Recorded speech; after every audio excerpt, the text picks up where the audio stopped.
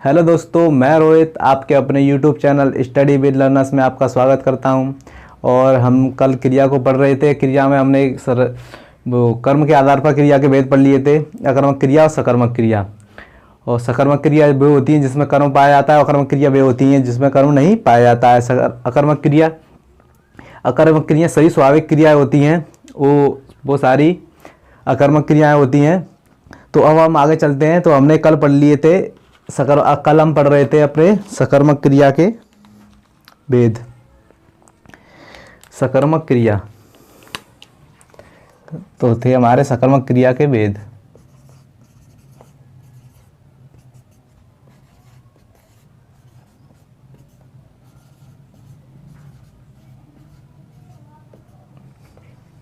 सकर्मक क्रिया के दो भेद थे हमारे, एकर्मक और द्विकर्मक। एकर्मक और द्विकर्मक।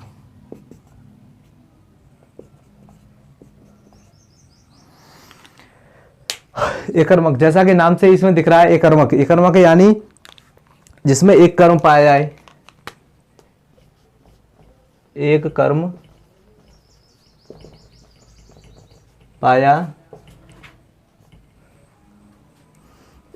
पाया जाता है। और द्विकर्मक दो कर्म पाए जाते हैं।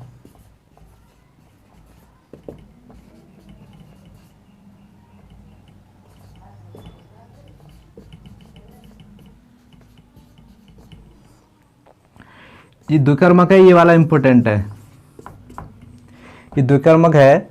सकर्मक क्रिया का जो दूसरा भेद है द्विकर्मक, ये बहुत ही इंपॉर्टेंट है। इसको पढ़ना ना भूलें, और जब भी एग्जाम में जाए तो इसको जरूर देख कर जाएं, क्योंकि इसमें ये कन्फ्यूजन पैदा करता है। तो एक कर्म पाया जाता है, और द्विकर्मक में दो कर्म पाए जाते हैं। जैसे कि मैंने लिखा कि सीता खाना बनाती है।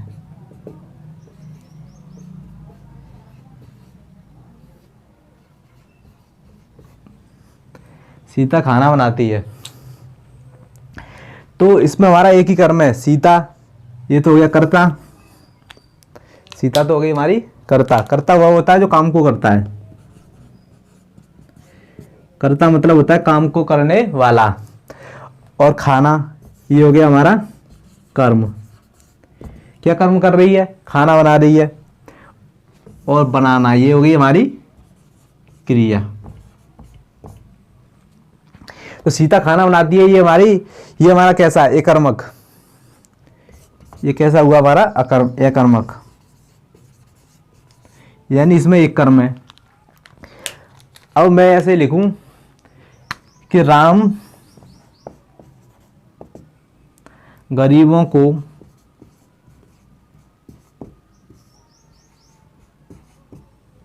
खाना खिलाता है।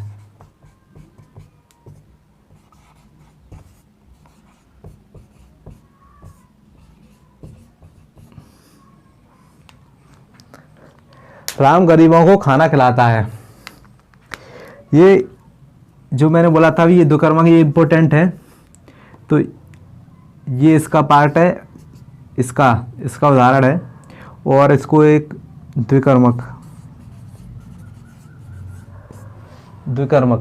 ठीक है, इसको इंपॉर्टेंट डाल लीजिए।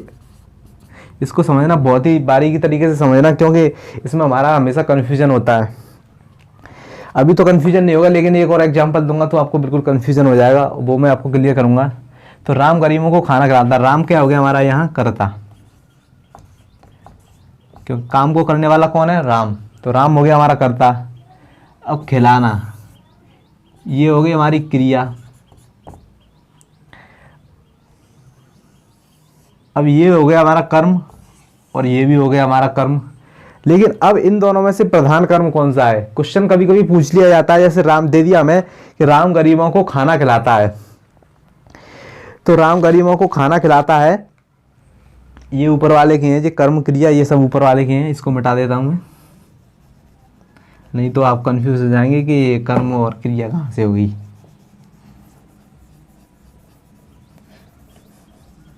चलो इसको ही साफ कर देता हूँ।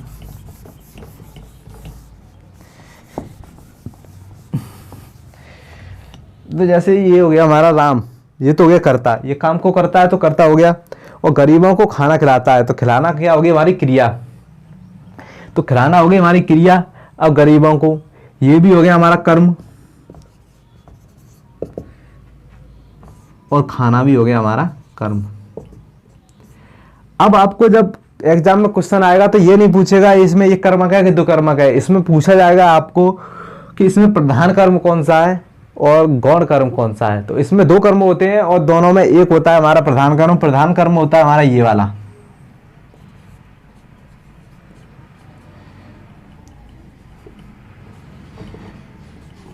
तो प्रधान कर्म, और ये होता है हमारा गौण कर्म। अब आप पूछेंगे हम कैसे पहचानेंगे, कभी कभी बदल भी जाता है।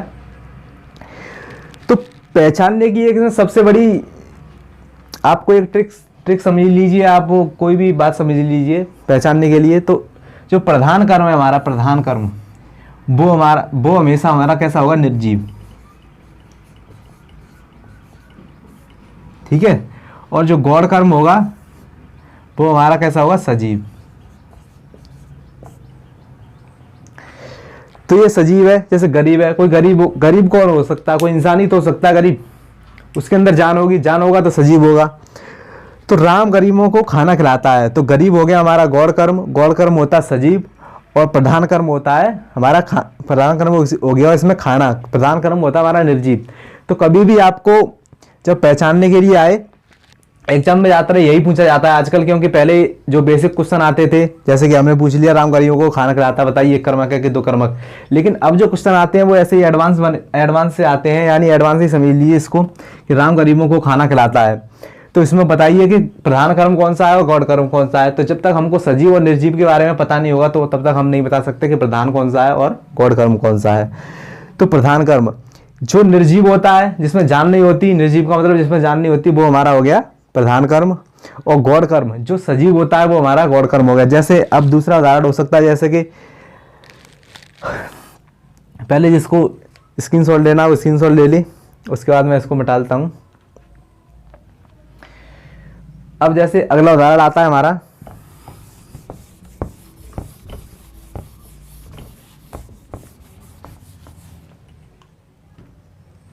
जैसे ले लीजिए विशाल भैंसों को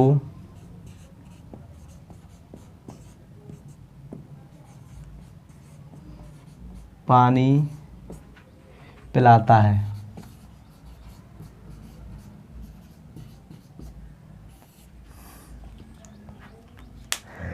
अब इसमें भैंसें क्या हुई हमारी, जो भैंसें थी वो क्या हुई, सजीव।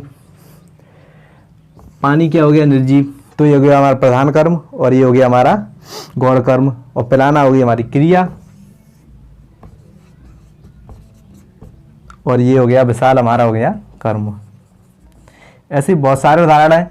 अब इसमें एक चीज और होती है, इन दोनों को जोड़ कौन रहा है, भैंस को और पानी को, यानी इन दोनों कर्मों को जोड़ कौन रहा है, तो जोड़ कौन रहा है, ये क्रिया। ये क्या है हमारी, सॉरी क्रिया नहीं, ये है हमारी व्यक्ति।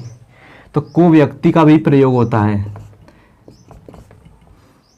को दिखाई दे रहा है, नहीं, ऊपर लिखता हूं।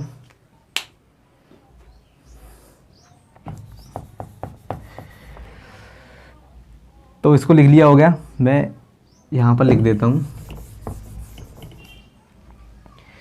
द्विकर्मक में को व्यक्ति का भी प्रयोग होता है। द्विकर्मक में को व्यक्ति का प्रयोग होता है।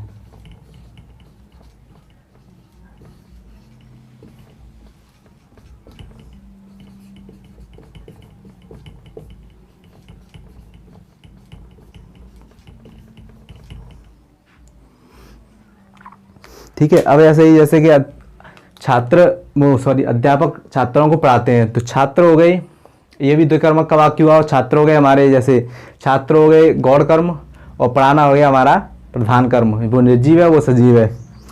तो आशा करता हूँ आपको समझ में आया होगा। अब इससे आगे चलते हैं। मैंने आपको बताया कि इसमें बड़ा कन्फ्यूजन होता है, तो वो कन्फ्यूजन वाला वाक्य आपके सामने रखता हूँ।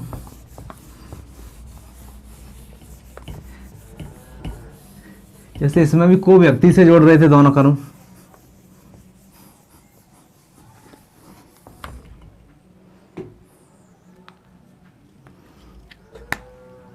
अब इसमें हो गए जैसे कि दो धारा लूंगा मैं आपके सामने। गरीब को भिक्षा दो, भिक्षा दो या खाना दो।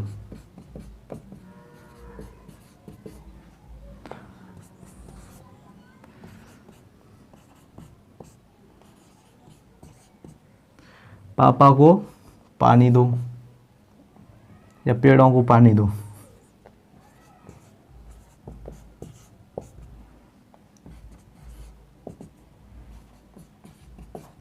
अब कभी कभी आपके सामने ऐसा वाक्य आ जाए कि गरीब को खाना दो, इसमें जो हमारा कर्म करने वाला जो करता है वो हमारा बिल्कुल छुपा हुआ है, जो करता है वो छुपा हुआ है। जैसे गरीब को खाना दो, गरीब को खाना कौन देगा? कोई करता, कोई कार्य करने वाला तो होगा। जैसे मैंने उसको बताया, किसी से कहा कि गरीब को खाना दो, तो कोई तो इस काम को करेगा। यानी कि इसमें जो हमारा गरीब को खाना दो, इसमें कर्ता हमारा छिपा हुआ है। मैं लिख देता हूं, इसमें कर्ता छिपा हुआ है।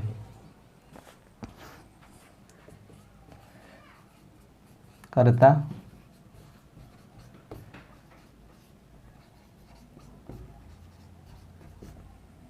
कर्ता छिपा हुआ है। ठीक है, गरीब को खाना दो। तो अब जैसे कि हमने जैसे बोला राम, अब इसमें मैं थोड़ा और जोड़ता हूं समझाने के लिए आपको। जैसे राम कॉमा लगा के राम गरीबों को खाना दो। जैसे मैंने कहा राम गरीबों को खाना दो, तो राम तो हो गया हमारा कर्ता, खाना देने वाला। लेकिन इसमें यही कंफ्यूजन की सबसे बड़ी बात होती है। अब हम यहाँ पे क्या समझेंगे? कर्म तो छिपा हुआ है और गरीब क्या हो गया हमारा? गरीब हो गया हमारा गौण कर्म, यानी जो क्योंकि ये सजीव है। खाना हो गया निर्जीव, तो ये क्या हो गया हमारा? खाना जो है निर्जीव हो गया, तो ये हो गया हमारा प्रधान कर्म। लेकिन एक बात सबसे इंपॉर्टेंट है जो याद रखनी है कि दो यानी देना। जब भी देने की बात करें, जब भी कहीं पे देने की बात करें, और को व्यक्ति का भी प्रयोग हो रहा है दोनों में। देखिए यहाँ भी को व्यक्ति का प्रयोग होता है, लेकिन देखते ही ये पता चलता है कि ये वाक्य द्विकर्मक का है। लेकिन यही गलती करते हैं हम एग्जाम में जाके कि इसको द्विकर्मक में लगा देते हैं और हमारा गलत हो जाता है। तो जब भी देने की बात आए, तो यानी देना, जब भी देने की बात आए तो वो हमारा कर्म हमेशा वो एक कर्मक में जुड़ा जाएगा। वो हमारा वाक्य हमारा हमेशा एक कर्मक में आएगा। ये दोनों ही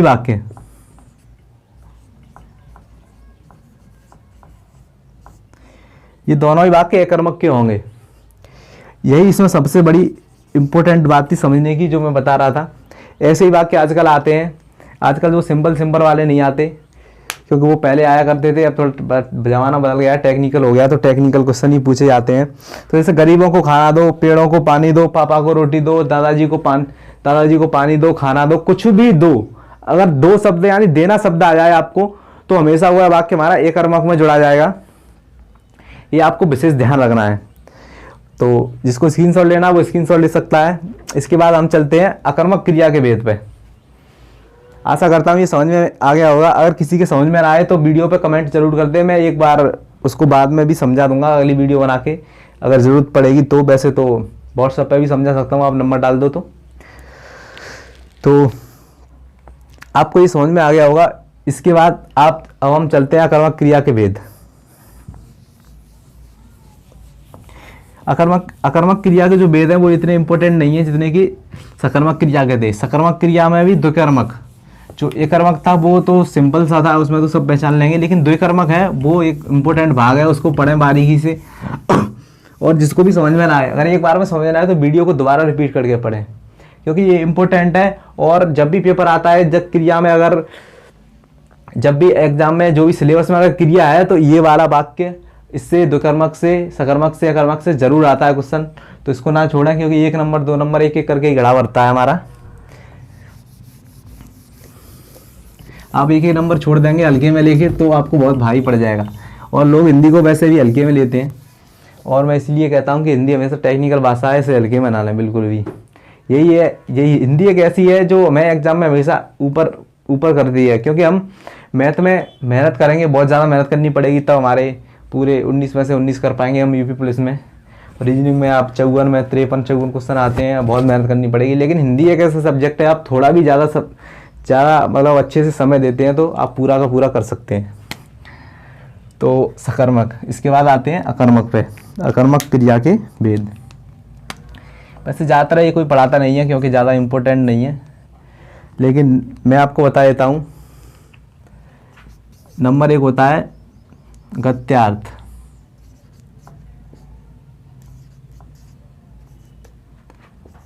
गत्यार्थ बोधक।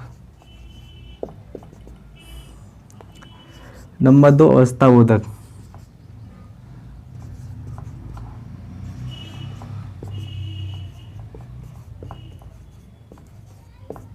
और नंबर 3 अपूर्ण बोधक।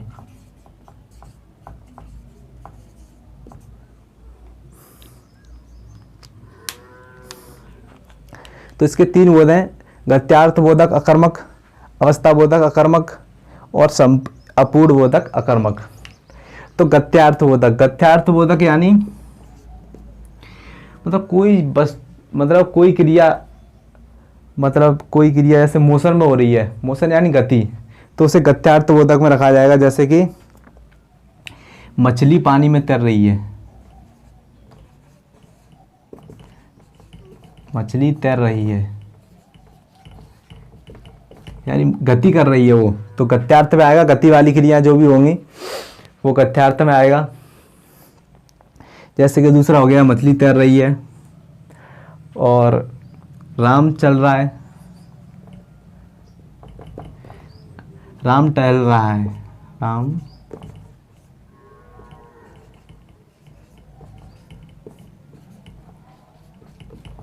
टहल रहा है। ठीक है। अब आ गया हमारा अवस्था बोधक। अवस्था बोधक यानी कि अवस्था बोधक हमारा अवस्था को बताएगा। जैसे कि राधा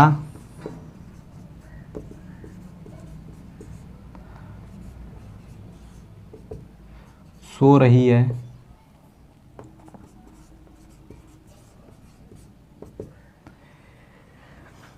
राधा सो रही है और सीता टीवी देख रही है, सॉरी टीवी देख रही है तो उसमें पहुंच जाएगा देखना। सोना, सीता हंस रही है,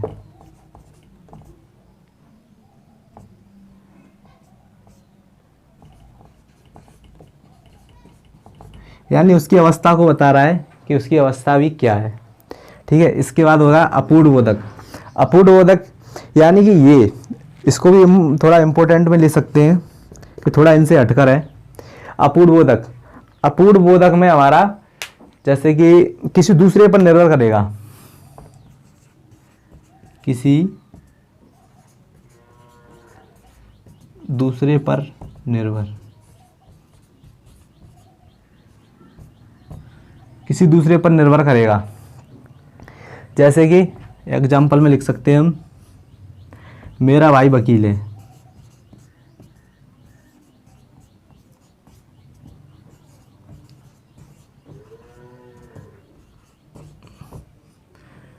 मेरा भाई वकील है या पुलिस है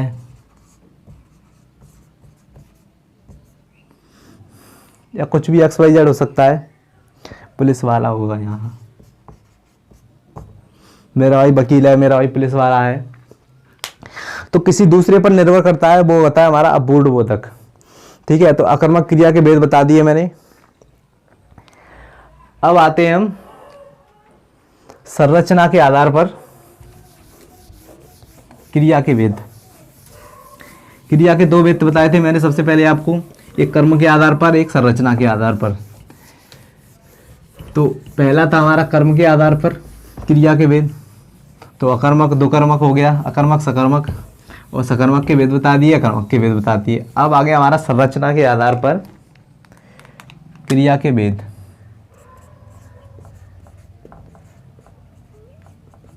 संरचना के आधार पर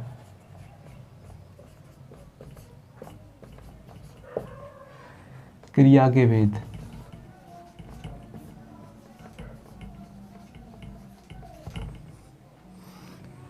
संरचना के आधार पर क्रिया के भेद।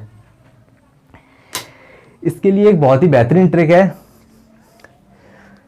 संरचना के आधार पर क्रिया के भेद। इसके लिए एक बहुत ही बेहतरीन ट्रिक है, क्रिया सपना है। क्रिया सपना है, बाकी सब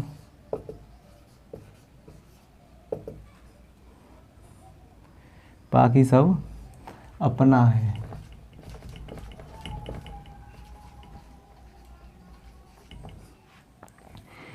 क्रिया सपना है, बाकी सब अपना है। ये मेरी एक ट्रिक है संरचना के आधार पर क्रिया के भेद। इस एक ट्रिक में सारी संरचना के आधार पर क्रिया के सारे भेद आ जाएंगे इसमें। तो आज की वीडियो हम यही समाप्त करते हैं, और जो संरचना के आधार पर क्रिया के भेद हैं वो आपको मैं कल पढ़ाऊंगा। आशा करता हूँ कि आपको वीडियो अच्छी लगी होगी। और मैंने जो बताया, जैसा कि एग्जाम में आता है, जो द्विकर्मक वाला जो पार्ट है वो बहुत ही महत्वपूर्ण है एग्जाम की दृष्टि से। एग्जाम में वहीं से क्वेश्चन पूछे जाते हैं, तो आप उसको बारीकी से पढ़ें। अगर आपको एक बार में समझ में ना आए तो आप वीडियो को रिपीट करके पढ़ें। और जो मैंने जैसा कि बताया कि हाई स्कूल और इंटर की वीडियो जो चल रही है, हाई स्कूल इंटर के लिए जो कोर्स चल रहा है वो सौरभ सर पढ़ा रहे हैं। आप उस वीडियो को देखें, शेयर करें, और इस वीडियो को भी शेयर करें जिससे बहुत से लोगों तक पहुंच सके। देखिए, मेरा जो पढ़ाने का तरीका है वो बिल्कुल बेसिक से है, ज़्यादा हाई फाई नहीं है। लेकिन मैं आपको इतना कह सकता हूँ कि आपको जो यूपी पुलिस में जो 37 क्वेश्चन आते हैं, ज़्यादा नहीं तो इसमें 37 में से 35 क्वेश्चन, 37 में से 35 क्वेश्चन तो आपको करा ही दूंगा मैं लगभग। यहाँ से कंप्लीट हो जाएंगे, और हो सकता है कि 37 के 37 भी यहीं से आ जाएं। क्योंकि मैं, जैसे कि मैंने जितने भी एग्ज़ाम दिए हैं और मैं भी सेलेक्ट हुआ हूँ, जैसे कि अपना यूपी पुलिस कांस्टेबल में, जिसका मेरा मेडिकल बाकी रह गया है। और जिसको कोई भी अगर मेडिकल डॉक्यूमेंट वेरिफिकेशन, फिजिकल वगैरह से कोई भी जानकारी लेनी हो तो आप वीडियो में कमेंट कर सकते हैं। और जैसे मैंने जितने भी एग्ज़ाम दिए हैं उन एग्ज़ाम के हिसाब से, अपने एक्सपीरियंस के हिसाब से मैं आपको पढ़ा रहा हूँ। ठीक है, तो धन्यवाद। आप वीडियो को ज़्यादा से ज़्यादा शेयर करें और अपने परिवार को ऐसे ही बढ़ाते चलें, जिससे कि जो लोग पढ़ नहीं पाते हैं, जिसके पास पैसा नहीं है, वो थोड़ा सा पढ़ सकें अच्छे से। धन्यवाद।